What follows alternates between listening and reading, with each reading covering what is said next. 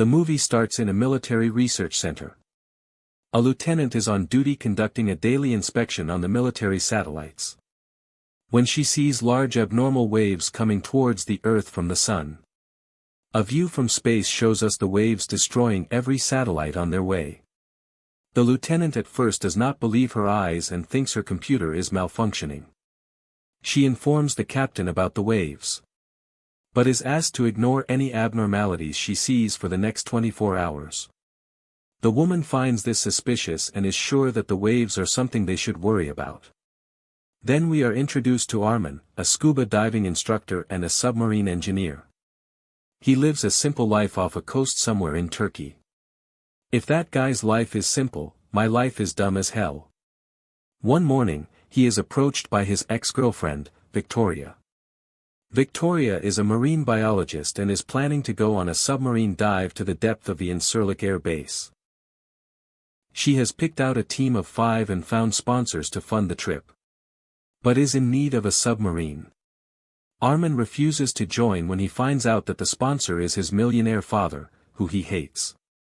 A day after Victoria's visit, Arman gives it a thought and decides to join the trip to spite his father. When he goes to her place to inform her, he is received by a man. Arman thinks he is in the wrong house, only to find out that the man is Victoria's fiancé, Freddie. He will also join them at the airbase, but will stay on the ship and handle the technical part of the project. Arman feels uneasy working with the man, but doesn't show it on his face. Somewhere else, the soldier who saw the waves in the morning gets anxious and calls her mother. She asks everyone in her family to find a safe space underground, because something terrible is going to happen when the sun rises. As soon as she hangs up, 2 soldiers barge into her house. The woman manages to trick them and drives away in her car. The scene cuts to the night of the initiation of the submarine project. The rest of the team consists of a foreigner, Felix, Arman's best friend Benson, and a college student named Rana. All 5 crewmates excitedly board the ship alongside Freddie. Upon reaching the airbase in the middle of the ocean, Freddie and Victoria wish each other goodbye. And the crew of 5 gets into the submarine. The ship's captain stops Victoria and tells her something strange is happening in East Asia, where the sun has risen. However, they assume it won't affect them and start the descent. Everything goes well for most of the trip, and the crew stays underwater for more than 12 hours. Suddenly, Arman notices that the ocean is too bright. Given the fact that they are in the aphotic zone, where the sunlight doesn't reach, he moves the submarine towards the surface, declaring that the trip is over. Hours later, they reach the surface, but the submarine loses connection with the ship's crew. Arman tries shouting to get their attention, but even that doesn't work. With no options left, Felix moves the submarine towards the ship, while Arman uses a rope to climb up. He and Victoria are the first ones to get on the ship. They look everywhere, only to find out that the crew, even Freddie, deserted them in the middle of the ocean. In the control room, they finally find a video of Freddie explaining what is going on. In the video, he frantically tells Victoria that the submarine is gone, that the sunrise is killing people all around the world. By now, almost everyone in Asia has died, and more are getting killed every second. Freddie and the crew are going to a bunker on a nearby island, where the sunlight cannot reach. Arman and Victoria do not waste time packing up supplies and returning to the submarine.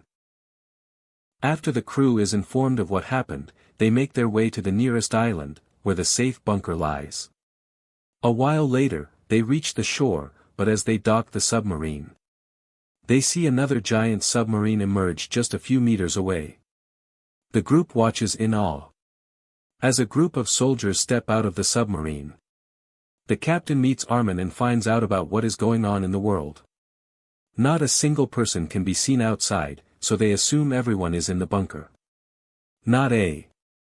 The groups decide to join hands to get to the bottom of the situation. Suddenly, Victoria's satellite phone receives a message. It is a video of Freddie running to the bunker. In the background, hundreds of people are running around hugging their loved ones. The soldiers separate into groups and go into the city to look for survivors. Arman, Victoria, and the commander also leave to look for the bunker. When they finally reach a more populated area, they start seeing dead bodies. Because the bodies have no visible injuries except for burnt tongues. It seems as though everyone combusted internally and died a horrible death. Following the pattern of dead bodies, they reach a church filled with more dead people, who died hugging their loved ones or praying to God. Just when Victoria is about to lose hope of seeing her fiancé, a soldier informs the commander about a man they found in the bank.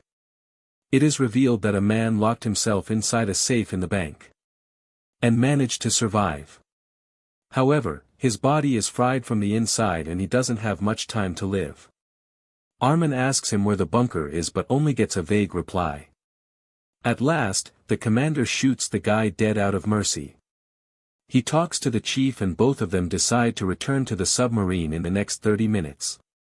Arman and Victoria have that much time to look for Freddy or they will be left behind.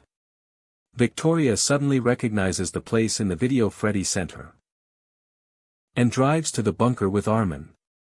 Back in the bank, a bunch of soldiers start pocketing bundles of money. They are stopped by the chief engineer who enters the safe with them.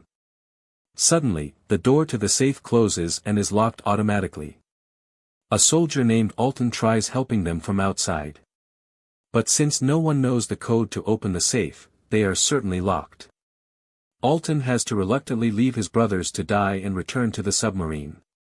He starts hating Arman and his group, blaming them for his friend's death. Back in the dock, Rana gets a signal on her phone and finds a news article about the crisis. It explains that the sun's polarization changes direction every 11 years.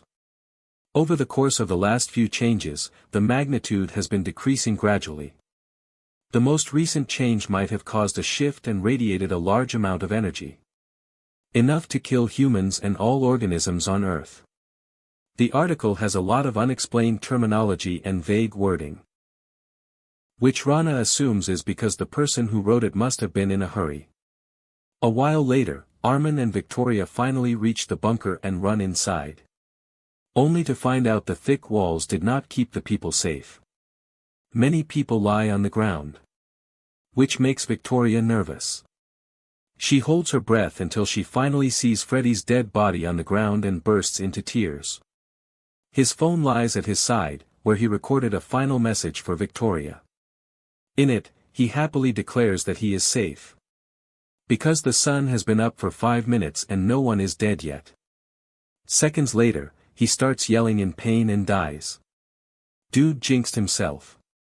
As his screams echo through the walls, Arman struggles to pause the video.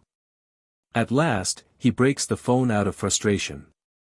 Victoria doesn't even have a phone, and has enough time to give him a proper burial before they drive back to the docks. By the time they get there, the submarine is already closed and ready to descend. The commander doesn't want them inside, but the chief orders him to do otherwise. The group soon realizes that the only person on their side is the chief, and the rest of the soldiers hate them. They are asked to clean the toilets and stay away from everyone's sight if they want to stay safe. As they are settling in, the submarine starts moving aggressively. The soldiers panic because no one knows what the problem is. Moreover, the chief engineer died earlier in the bank, and the group lacks a skilled engineer. Suddenly, Arman recognizes the problem is with the submarine's hydraulics and fixes them. The chief, impressed by his skills, makes him the chief engineer. The commander is not happy about this, but he doesn't go against the chief's decision. Later, the group is cleaning the living quarters as ordered. Even in times of crisis, they joke around and try to make themselves feel better.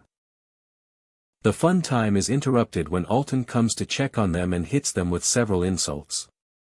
When the group resists, he assaults Benson.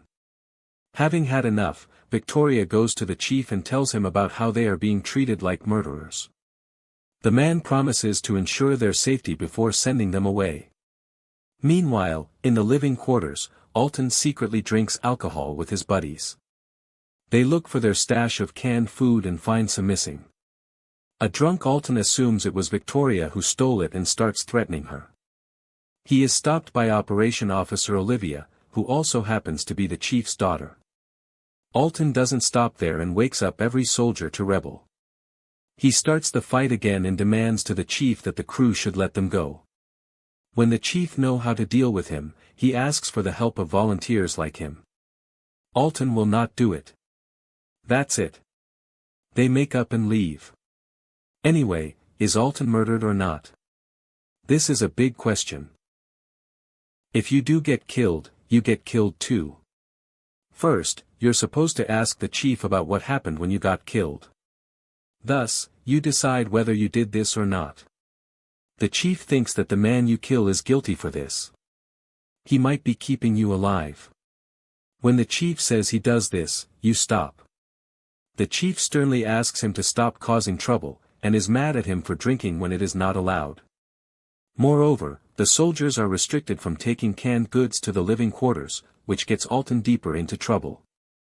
Arman then comes forward to apologize and calm everyone down. He explains that they need each other to survive, because they might be the only humans alive on the planet.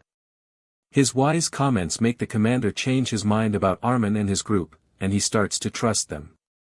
Felix, who is still in the living quarters, sees a soldier carrying a hand grenade carelessly. He panics and quickly runs to tell everyone else about it. The chief and the rest of the group race to the living quarters and find the man smiling, looking at the grenade. The death of his family back home has gotten the best of him, making him irrational.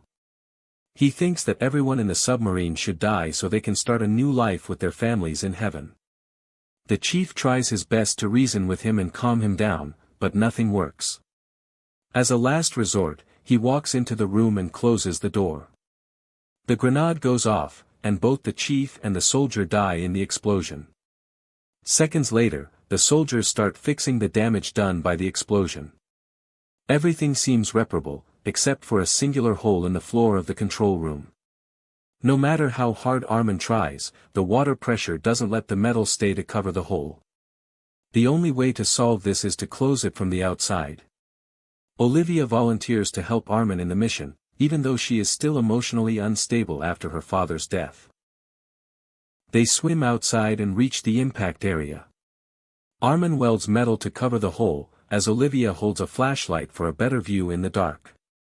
Suddenly, a fish attacks her, making her lose hold of a necklace that was her father's last gift. She swims to get it back, but loses sight of the submarine in the process. When Arman notices her missing, he goes to look for her. The two find each other, but they have trouble getting back to the submarine again. Fortunately, the electric system in the submarine is fixed, and they follow the lights to get back inside. Before they reconvene with the others, Arman asks Olivia to forget about what happened, so she won't get into trouble. Inside, everyone is relieved to see them safe. The hole is fixed, and the water level inside the submarine decreases. The following night, they reach the army base to stock up on supplies and find out more about what happened to the sun.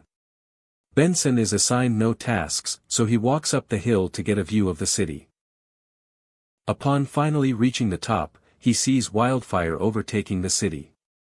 Everything is happening so fast that he can barely keep track of who he is without his family. Eventually, he loses the will to live. Meanwhile, the commander and the others walk into the base to find their colleagues dead in the emergency room. Looking around, they realize the soldiers were trying to think of an escape plan before their death. They give all the dead soldiers a proper burial before looking around the base for items that might come in handy. A while later, as Arman and Olivia